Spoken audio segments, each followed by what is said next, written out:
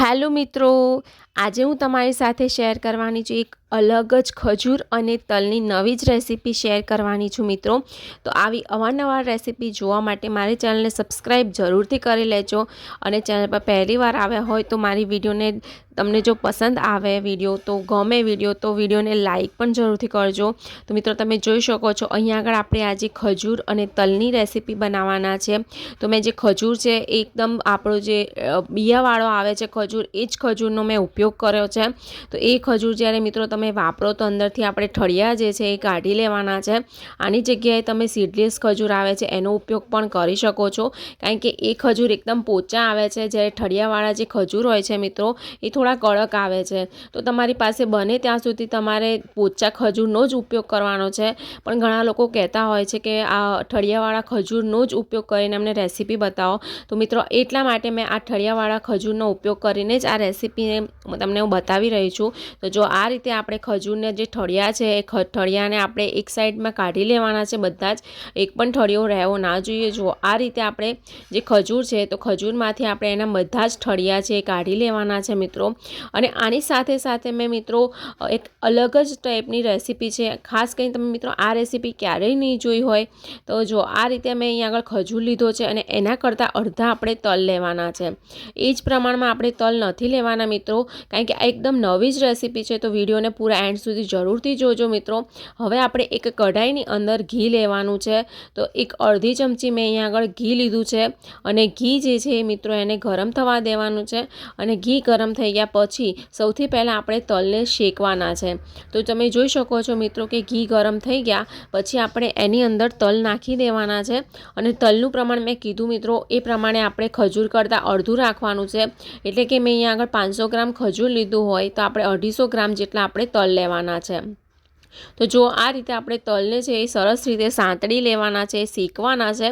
બિલકુલ પણ એમની અંદર જો કચાશ હશે મિત્રો તો કોઈ બી આ રેસીપી નહીં મિત્રો, કોઈ બી રેસીપીની અંદર જો તલ જે છે કાચા લાગશે તો એનો ટેસ્ટ જે છે એ રેસીપીની અંદર સારો નહીં આવે। તો જ્યારે પણ આપણે તલનો ઉપયોગ કરીએ છીએ તો તલને સરસ રીતે શેકવા ખૂબ જરૂરી છે। તો જો આ રીતે આપણે સરસ રીતે મિક્સ કરતું જવાનું છે। અને જે ગેસની ફ્લેમ છે મિત્રો એ એકદમ આપણે મીડિયમ રાખવાની છે, એકદમ હાઈ નથી રાખવાની। જો હાઈ રાખશો તો તલ જે છે એકદમ શેકાઈ તો જશે પણ અંદરથી કાચા રહેશે, એટલે ગેસની ફ્લેમ આપણે મીડિયમ રાખીને એને 2 થી 5 મિનિટ સુધી આપણે શેકી લેવાના છે અને ઘીમાં જ શેકવાના છે। અને કેવી રીતે ખબર પડશે મિત્રો કે તલ શેકાઈ ગયા, કે જ્યારે પણ આપણે 5 મિનિટ સુધી શેકીએ છીએ, 2-5 મિનિટ સુધી, તો એ તલ જે છે એ પોપકોર્નની જેમ ફૂટવા માંડે છે, ત્યારે આપણે મિત્રો સમજી જવું કે આપણા જે તલ છે એ સરસ રીતે મસ્ત શેકાઈ ગયા છે। તો જોઈ શકો છો મિત્રો ઘી નાખ્યું છે એટલે સરસ રીતે આપણા જે તલ છે એ સરસ રીતે મિક્સ થઈને શેકાવાના છે। તો જો આ રીતે એનો કલર પણ ધીમે ધીમે જોઈ શકો મિત્રો કે તલનો કલર છે એ પણ થોડો થોડો ચેન્જ થવા માંડશે, એટલે આપણે સમજી જવાનું કે તલ જે છે એ શેકાઈ ગયા છે। હવે એ જ કઢાઈની અંદર મિત્રો તલ કાઢીને અહીંયા આગળ મેં ફરીથી એક પિંચ જેટલું ઘી થોડુંક લીધું છે અને એની અંદર આપણે બદામ નાખવાની છે। તો જો આ રીતે ઝીણી સમારીને મેં અહીંયા આગળ બદામ લીધી છે અને આ બદામની સાથે તમે મિત્રો કોઈ પણ ડ્રાયફ્રૂટ્સનો ઉપયોગ કરી શકો છો, દ્રાક્ષ નાખી શકો છો, કાજુ અને ખસખસ પણ નાખવાની છે। તો અત્યારે હું અહીંયા આગળ ખસખસ અને બદામનો ઉપયોગ કરું છું, પણ તમારી પાસે બીજા ડ્રાયફ્રૂટ્સ હોય અને તમારે અખરોટ જે છે બને છે, કાજુ, દ્રાક્ષ બધાનો ઉપયોગ તમે કરી શકો છો। હવે મેં અહીંયા આગળ થોડી પિંચ જેટલી ખસખસ પણ નાખી છે, કારણ કે મિત્રો અત્યારે શિયાળાની સિઝન છે તો ખસખસ તો નાખીએ તો થોડું સારું રહે। અને મિત્રો આ રેસીપી એવી છે કે તમારા કમરનો દુખાવો, ઘૂંટણનો દુખાવો અને જે સાંધાનો દુખાવો છે બધા જ દુખાવાને મટાડી દેશે મિત્રો। તો આ શિયાળાની અંદર રોજ એક લાડુ તમારે, હું જે આ રેસીપી બતાવું છું તો એનો એક લાડુ તમારે ખાવાનો છે અને બધા જ મટી જશે, બધા જ દુખાવા તમને। હવે એ જ કઢાઈની અંદર મિત્રો ડ્રાયફ્રૂટ્સ આપણે થોડા સાંતળી લીધા પછી એક ચમચી જેટલું મેં અહીંયા આગળ ઘી લીધું છે અને ઘીમાં આપણે જે છે ખજૂર નાખી દેવાનું છે। અને મિત્રો તમે જોઈ શકો છો કે બધા જ બી મેં જે છે એ કાઢી લીધા છે। હવે મિત્રો એક વાતનું ખાસ ધ્યાન રાખવાનું છે કે આ રેસીપીની અંદર આપણે જે ખજૂરનો ઉપયોગ કર્યો છે એ જે ઠળિયાવાળા આવે છે ખજૂર એનો ઉપયોગ કર્યો છે, એટલે જે ખજૂર છે એ વધારે થોડા સાંતળવા પડશે અને ઘીને વધારે જેમ સાંતળીશું તો જ એ પોચા પડશે। અને મિત્રો જે સીડલેસ ખજૂર આવે છે અથવા તો બીજા કાળા ખજૂર આવે છે એકદમ સરસ મજાના સોફ્ટ અને પોચા આવે છે। તો એમાં તમારે વધારે શેકવાની જરૂર નહીં પડે કારણ કે ઓલરેડી પોચા હોય છે, ખાલી થોડા શેકવાની જરૂર પડશે। પરંતુ આ ખજૂર જે છે થોડા કડક છે મિત્રો। જ્યારે પણ તમે બીવાળા ઠળિયાનો ઉપયોગ કરો, ઠળિયાવાળા ખજૂરનો ઉપયોગ કરશો તો એ ખજૂર થોડા કડક આવશે। તો એને આપણે વધારે થોડું સાંતળવું પડશે ઘીની અંદર। અને હું એક ટ્રીક પણ તમને મિત્રો આપીશ કે જેના કારણે જે ખજૂર છે એકદમ સોફ્ટ બનીને તૈયાર થઈ જાય છે। તો આ બધી જ વાતો મિત્રો ખાસ ધ્યાન રાખવાનું છે। બને ત્યાં સુધી તમારે પોચા ખજૂરનો જ ઉપયોગ કરવાનો છે, પણ બધા જે છે પોચા ખજૂરનો ઉપયોગ નથી કરી શકતા, એટલા માટે હું તમારી સાથે આ ખજૂરની રેસીપી શેર કરું છું મિત્રો। તો તમે જોઈ શકો છો, જો આ રીતનો આપણે ગ્લાસ કે તમારે કોઈ લોટો હોય એ પણ લઈ શકો છો। અને થોડુંક આપણે ખજૂરને સાંતળ્યા પછી શું કરવાનું છે, આ રીતે જો દબાવીને ખજૂરને આપણે પોચું કરી લેવાનું છે અને મિક્સ કરતું જવાનું છે। જો આ રીતે બિલકુલ પણ આખું ખજૂર જે છે એ નહીં રહે, તો આપણે અધકચરું પીસવાનું છે। આપણે દબાવીને આ રીતે પાઉંભાજીની જેમ મિક્સ કરતા હોય મિત્રો, તો બસ એ જ રીતે આપણે ખજૂરને આ રીતે દબાવીને મિક્સ કરી લેવાનું છે।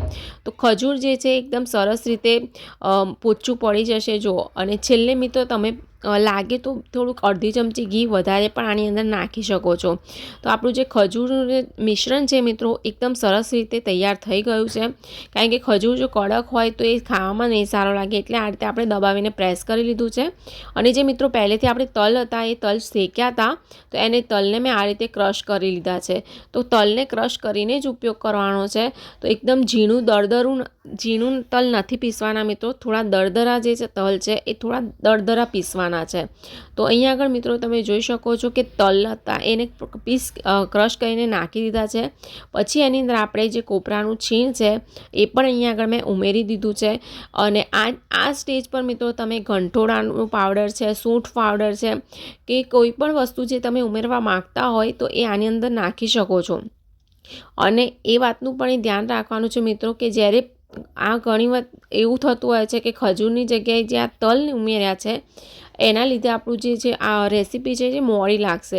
તો તમે આની અંદર આ સ્ટેજ પર ગોળ જે છે ધીણો સમાઈને નાખી શકો છો જો તમારે વધારે ગળ્યું જોઈતું હોય તો। મિત્રો તમે જોઈ શકો છો થોડુંક વધારે બાઇન્ડિંગ આવે એટલા માટે મેં અહીંયા આગળ ઉપરથી 1 ચમચી ઘી નાખ્યું છે, કારણ કે આપણે લાડુ વાળવાના છે। જો તમારે પીસીસ કરવા હોય તમે પીસીસ પણ કરી શકો છો। આ ખજૂર પાક જ છે મિત્રો, પણ ખજૂર પાકની એક નવી વેરાયટી તમે કહી શકો છો, કારણ કે આની અંદર મેં તલ ઉમેરીને નાખ્યા છે ક્રશ કરીને। તો એકદમ સરસ અને અલગ આપણો ખજૂર પાક બનીને તૈયાર થાય છે।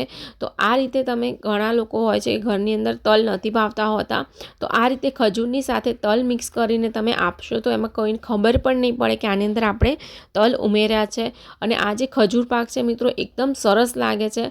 અને છેલ્લે મિત્રો આ રીતે ગ્લાસથી આપણે ફરીથી મિક્સ કરી લેવાનો છે, કારણ કે જે આખા ખજૂર હોય એ થોડા મિક્સ થઈ જાય અને મેશ થઈ જાય, જેથી આપણે લાડુ વાળતી વખતે આપણે પ્રોબ્લેમ ના થાય। તો જો આ રીતે જે છે ફરીથી આપણે મિક્સ કરી લઈશું મિશ્રણને। અને આ ખજૂર પાકનું જે મિશ્રણ છે બનીને તૈયાર છે મિત્રો। તો હવે આપણે આને થાળીમાં પાથરી લઈએ છીએ મિત્રો। તો મિત્રો આજની રેસીપી જે છે મિત્રો તમને કેવી લાગી રહી છે? વિડીયો સારો લાગતો હોય તો પ્લીઝ મારી ચેનલને સબસ્ક્રાઈબ જરૂરથી કરી લેજો, અને ત્યાંથી તમે જુઓ છો એ પણ મને કમેન્ટમાં જરૂરથી લખીને કહેજો। તો મિત્રો હવે આપણે જે બદામ અને ખસખસને શેકીને રાખી હતી એ આપણે નાખી દઈએ। આ બદામ અને ખસખસને મિત્રો શેક્યા વગર પણ તમે નાખી શકો છો, પણ તમે જો શેકશો તો એનો ટેસ્ટ જે છે એ થોડોક સારો આવશે। તો આ રીતે આપણે જે મિશ્રણ છે આપણું ખજૂર પાકનું એને મિક્સ કરી લેવાના છે। અને મિત્રો તમે આના પીસીસ કરવા માગતા હોય તો આપણે સુખડી જે રીતે બનાવીએ છીએ તો બસ સુખડી બનાવી એ રીતે થાળી પર પાથરી દેવાનું છે, અને એના ઠંડા થઈ ગયા પછી પીસ કરી લેવાના છે। પણ અત્યારે હું અહીંયા આગળ આના લાડુ બનાવી રહી છું। અને મિત્રો તમને વિશ્વાસ પણ નહીં થાય કે આ તમે કમરનો દુખાવો તો હશે તમને, કે ઘૂંટણનો દુખાવો કે કોઈ પણ સાંધાની કોઈ પણ દુખાવો હશે તો દુખાવો તમને નહીં થાય અને દુખાવો જે છે એ મટી જશે। તો રોજ જે સવારે તમે મિત્રો આ લાડુ જે છે રોજ જે સવારે 1 લાડુ ખાશો તો ખૂબ જ આ તમને લાભદાયક છે। તો તમે આ રેસીપીને એકવાર બનાવીને જરૂરથી ટ્રાય કરજો। તો મિત્રો આ રીતે જે છે મિત્રો મેં અહીંયા આગળ લાડુ છે બનાવીને બધા જ લાડુ તૈયાર કરી દીધા છે। તો જોઈ શકો છો એકદમ સરસ બાઇન્ડિંગ આવ્યું છે, થોડું ઘી અને ખજૂર અને તલ જે છે તો તલના પણ એનું તેલ હોય છે એ પણ રિલીઝ થયું છે। તો એકદમ સરસ રીતે આપણા જે લાડુ છે બનીને તૈયાર થયા છે। તો આજનો વિડીયો મિત્રો સારો લાગ્યો હોય તો ચેનલને સબસ્ક્રાઈબ પણ જરૂરથી કરી લેજો, અને વિડીયો સારો લાગ્યો હોય તો વિડીયોને લાઇક પણ જરૂર કરજો મિત્રો. તમે બધા ક્યાંથી જુઓ છો એ મને પ્લીઝ કમેન્ટ કરીને જરૂરથી કહેજો, મને ખબર પડે કે મારા વ્યુઅર્સ જે છે ક્યાંથી છે. તો મળીશું આપણે નેક્સ્ટ વ્લોગમાં મિત્રો.